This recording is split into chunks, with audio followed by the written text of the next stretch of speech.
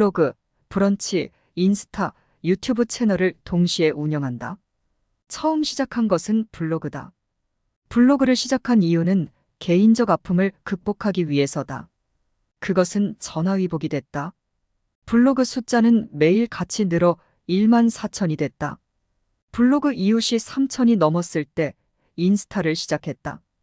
인스타를 시작한 지 일주일이 지나서 인스타 팔로워는 1,000이 됐다. 지금은 8,000이다. 블로그와 인스타그램을 동시에 운영하면서 생긴 노하우가 있다. 사진은 3장을 올릴 것. 카메라 비율은 정방향을 자동으로 설정해 둘 것. 그렇다. 스마트폰을 구매하면 가장 먼저 하는 일이 카메라 비율 설정이다. 인스타그램에 정방향으로 사진을 올리기 위해서 원본을 정방향으로 찍어둔다.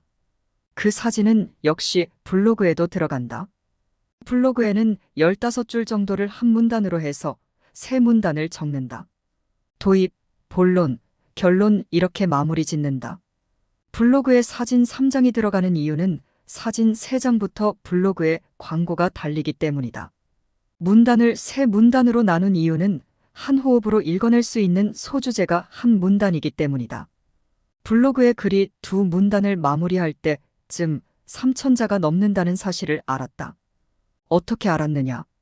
인스타그램은 글자 수가 3,000자 제한이기 때문이다. 블로그의 글을 복사해서 인스타그램에 붙이면 3,000자부터 잘린다. 그러면 블로그에는 다음과 같은 표시를 남긴다. 중략. 이런 표시를 남긴 이유는 당연히 글자 수 제한 때문이다. 그러나 중략이라는 말 때문에 인스타그램에서 블로그로 넘어오는 분들이 많다는 사실을 알게 됐다. 그 뒤로 글 쓰는 방식이 바뀌었다. 도입 부분에 의문을 던지고 거기서부터 논리를 전개해 나간다. 첫 도입을 읽으면 다음 논리의 전개가 꾸준히 이어지도록 한다. 그러다 결론이 도입에서 던진 의문과 맞닿을 쯤 하면 3,000자가 된다. 의도한 것은 아니었으나 그 부분에서 조금 더 잘라낸다. 사실 본글의 전체를 읽어주기를 바라는 마음도 있다. 블로그 이웃이 3,000명이라고 해도 그들에게 아무리 인스타그램 홍보를 해도 이들은 마음처럼 넘어와 팔로우 해주지 않는다. 고로 블로그 이웃을 늘리는 것과 인스타그램 팔로워를 늘리는 것은 완전히 다른 방식이다. 그러나 분명한 것은 있다. 둘이 갖는 메커니즘에 닮은 부분이 있다는 것이다. 첫째, 일관된 주제로 소통할 것. 둘째, 매일 꾸준히 하루도 빠지지 않고 할 것. 셋째, 먼저 다가갈 것. 블로그의 글이 모두 책이다. 고로 책에 대한 글은 엄청 쌓여 있다. 이것을 아침, 점심, 저녁 이렇게 하루 3번을 나눠 올렸다. 또한 인스타그램 아이디 중에서 북이나 책을 사용하는 이들, 프로필 사진에 책 사진이 있는 이들에게 먼저 다가간다.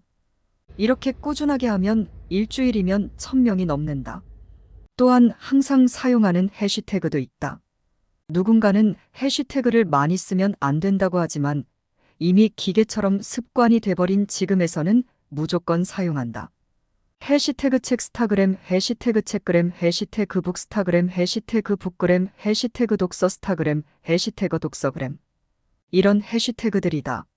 이어 블로그 이웃이 1만이 되고 인스타그램 팔로워가 8,000이 넘었을 때 유튜브를 본격적으로 시작했다.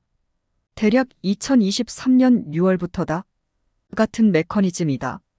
블로그에 있는 글을 그대로 영상화한다.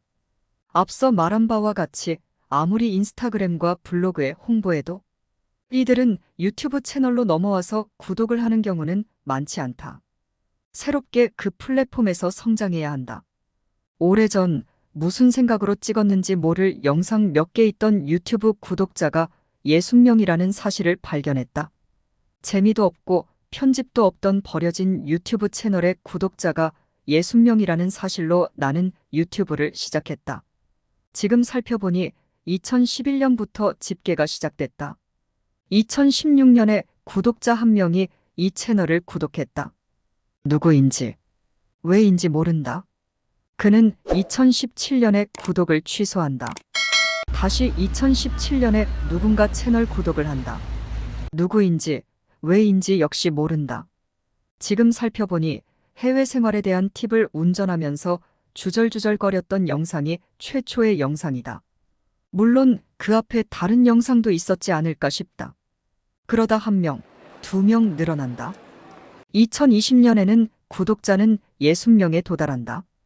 이후부터 본격적으로 유튜브를 해봐야겠다는 다짐과 포기가 왔다 갔다 했다. 유튜브를 한창 할 때는 구독자가 늘지 않았다. 그러다 포기하고 얼마 지나서 확인해보면 100명씩 늘어나 있었다. 본격적으로 시작한 것은 블로그에 써둔 글을 확인하는 용도였다. 개인적으로 운전을 하는 시간이 아까웠다. 고로 운전을 하며 썼던 독후감을 확인하고자 했다. 고로 블로그에 있는 글을 그대로 읽어 업로드했다. 그것은 그저 클라우드 같은 저장 용도일 뿐이었다. 그러다 조금씩 욕심이 생겼다. 2021년에서 2022년 사이에는 유튜브 장비도 꽤 구매했다. 편집도 독학으로 배웠다. 크로마키 등 장비도 이용했다. 얼굴을 공개하고 영상을 찍는 것에는 부담 없다. 몇 권의 책이 출간되고 이름과 사진이 네이버에 검색됐다. 고로 그저 얼굴과 신상을 드러내고 활동했다. 최초 블로그와 인스타그램에서 이한이라는 가명을 썼다. 이한은 해외에서 외국 친구들이 나를 부르던 이름이다. 그러다 4번째 책이 출간됐을 때 출판사 대표님께서 본명 사용을 권장하셨다. 그 뒤로 완전히 본명으로 활동한다. 2023년 6월부터 1일 1영상을 원칙으로 한다. 이미 4,000자 이상씩 쓰여진 대본이 블로그에 1,500편이나 있다. 매일 하루 하나씩 올려도 3년은 소재가 고갈되지 않을 만큼이 있으며 3년간 다시 1,500편의 글이 쓰여 있을 터였다. 유튜브를 시작하면서 블로그에 쓰는 글의 성향이 바뀌었다. 일단 후반까지 관심을 끌어가던 미괄식 글쓰기 방식을 그만두고 초반에 흥미있는 주제를 던지고 시작한다. 또한 주제에 대한 접근도 바꿨다. 보편적이고 쉬운 글을 써야 유튜브에서 주목받는다는 사실을 알았다. 개인의 생각보다 정보가 많을수록 좋다는 사실도 알게 됐다. 책이라는 주제가 인스타그램과 블로그에서는 득이 될 수 있지만 유튜브에서는 확실히 독이 된다. 올라간 영상이 책과 전혀 관련 없는 것처럼 만들어야 한다. 이렇게 나의 글쓰기는 블로그에 원본이 올라간다. 이후 인스타에 요약본이 올라간다. 마지막으로 유튜브에 올라간다. 유튜브에서 가장 중요한 것은 썸네일과 제목이다. 그것이 거의 90%라는 사실을 알게 됐다. 본격적으로 유튜브를 시작한 것이 4개월이다. 벌써 1,100명의 구독자가 생겼다. 다만 구독자가 더 쌓이게 되면 다시 직접 영상 촬영을 하여 스트리밍 소통을 하고 싶은 욕심이 있다.